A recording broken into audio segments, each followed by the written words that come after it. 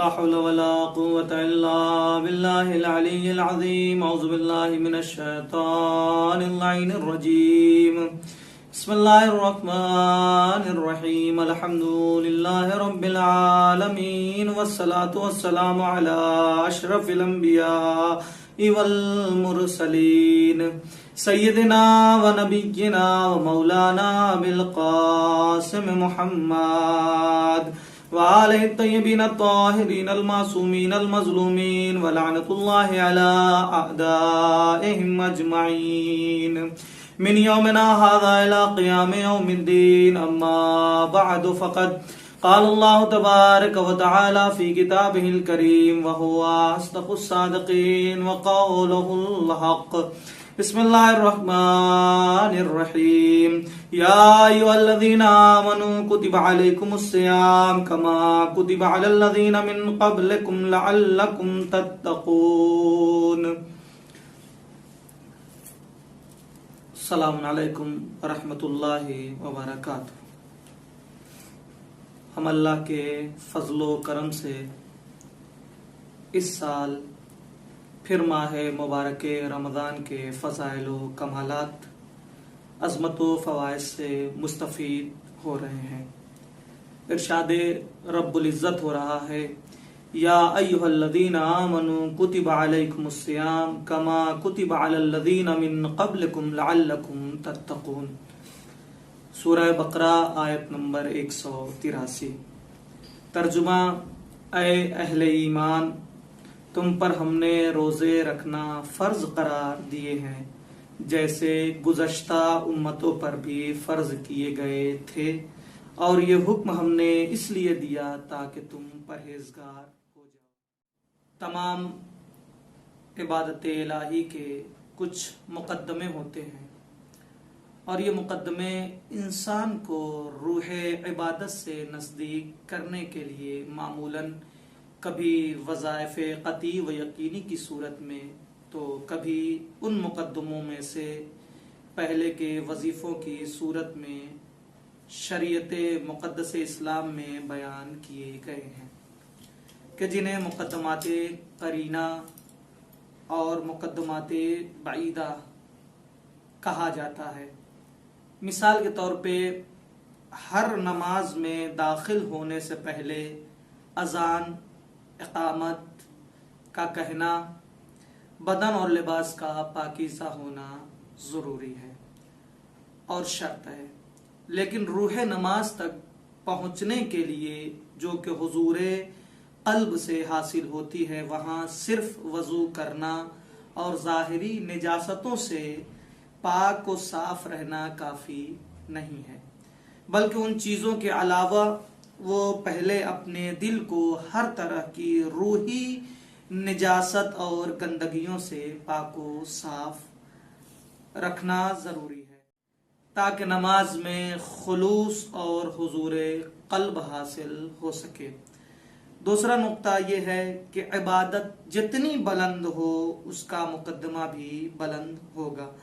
ماہ رمضان کی جس میں قرآن نازل ہوا ہے، اور ماہ رمضان ایک ایسا مہینہ ہے جس میں شب قدر ہے. خود قرآن اس بارے میں فرماتا ہے کہ شب قدر کی عبادت 1000 مہینے کی عبادت سے بلند، اور اس کے آخر میں عید فطر جو بزرگ ترین اسلامی عیدوں میں سے ایک عید ہے، ایسے مہینے میں انسان جب وارد ہونا چاہتا ہے تو اس کے لیے یقیناً بہت ہی عظیم المرتبت مقدمات ہونے چاہیے.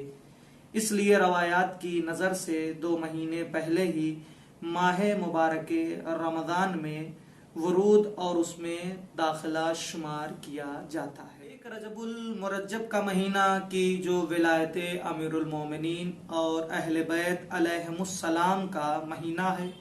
دوسرا مہینہ شعبان کا جو رسول خدا کا مہینہ ہے. جیسا کہ ہم صلوات مخصوص شعبانیہ میں پڑھتے ہیں کہ جس کا ترجمہ میں نقل کر رہا ہوں، یعنی تیرے نبی کا مہینہ، اور اس کے بعد شہر اللہ یعنی خدا کا مہینہ یعنی رمضان المبارک ہے. خداوند عالم نے رمضان المبارک کے مہینے کے لیے 2 مہینوں یعنی رجب اور شعبان کو مقدمہ قرار دیا ہے۔ ولایت کا مہینہ کی جو رجب کا مہینہ ہے اسے وارد ہونے کا دروازہ قرار دیا ہے، اور اس کے بعد پیغمبر کا مہینہ یعنی شعبان المعظم، اور اس کے بعد شہر اللہ یعنی رمضان المبارک کے مہینے کو گویا یہ ایک رمضان المبارک کی اہمیت و خصوصیت میں سے ہے۔ پیغمبر اکرم شعبان کے آخری جمعے میں ایک خطبہ دیتے ہیں، اور اس میں سب سے زیادہ توجہ اس بات کی طرف ہوتی ہے رمضان المبارک کا عظیم الشان استقبال کیا جائے۔ حضرت فرماتے ہیں کہ قد اقبل الیکم شہر اللہ، یعنی خدا کا مہینہ آپ لوگوں کے سامنے ہے، اور مومنین کو ماہ رمضان المبارک کے پاک مہینے کے استقبال کرنے کے لیے آمادہ و تیار کرتے ہیں۔ اور اس مہینے کی عظمت و فضیلت کو بیان کرتے ہوئے پیغمبر اکرم صلی اللہ علیہ وآلہ وسلم نے رمضان المبارک کے مہینے کو ضیافت اللہ یعنی اللہ کی مہمانی کا مہینہ بھی کہا ہے، یعنی ہمیں مہمانی میں جانے کے آداب کی رعایت کرنی چاہیے، اور یہ فطری بات ہے کہ ہر انسان چاہے وہ کسی بھی دین، کلچر، مذہب، ادیان سے تعلق رکھتا ہو، مہمانی میں جانے کے کچھ خاص آداب و رسوم رکھتا ہے۔ سب سے پہلے اپنے آپ سے ان تمام چیزوں کو دور کرتا ہے جو میزبان کو ناپسند و ناگوار گزرے، تاکہ زیادہ سے زیادہ میزبان کی نظر میں بہتر ثابت ہو سکے اور مورد توجہ قرار پائے۔ اپنے آپ کو آراستہ کرتا ہے، یہاں تک کہ اپنے ذہن کو آمادہ رکھتا ہے، اور یہ میزبان جتنا زیادہ مہم ہوتا ہے انسان کی تیاری بھی اتنی ہی زیادہ اور مہم ہوتی ہے۔ اب خداوند عالم کی ذات سے بلند و بالا کس کی ذات ہو سکتی ہے، اور خدا سے بڑا مہمان نواز و میزبان کون ہو سکتا ہے؟ اس لیے یہاں یہ ہماری مخصوص توجہ ہونی چاہیے ہے کہ خدا کی مہمانی میں جانے سے پہلے ہمیں یہ دیکھنا چاہیے کہ خداوند عالم کے اوصاف و خصوصیات کیا کیا ہیں۔ خدا مہربان ہے، پس ہمیں مہربانی کرنی چاہیے۔ خداوند کریم کی مہمانی میں حاضر ہونے سے پہلے ہمیں بھی رحم کرنا چاہیے۔ بخشش کرنے والے پروردگار کے سامنے حاضر ہونے سے پہلے ہمیں بھی بخشش کرنی چاہیے، جیسا کہ ارشاد ہے ارحم فترحم۔ پس اس لیے ایک شاد اور خوشحال استقبال کے لیے ہمیں کچھ کاموں کو انجام دینا چاہیے۔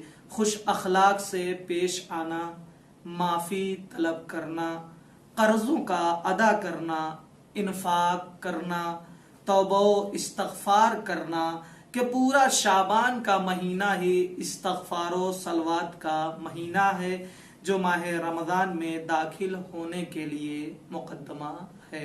ہماری روایت اسلامی میں ایسے مطالب کو بیان کیا گیا ہے جو خود ایک اشارہ ہے ماہ رمضان المبارک کی طرف بڑھنے اور اس میں وارد ہونے کا۔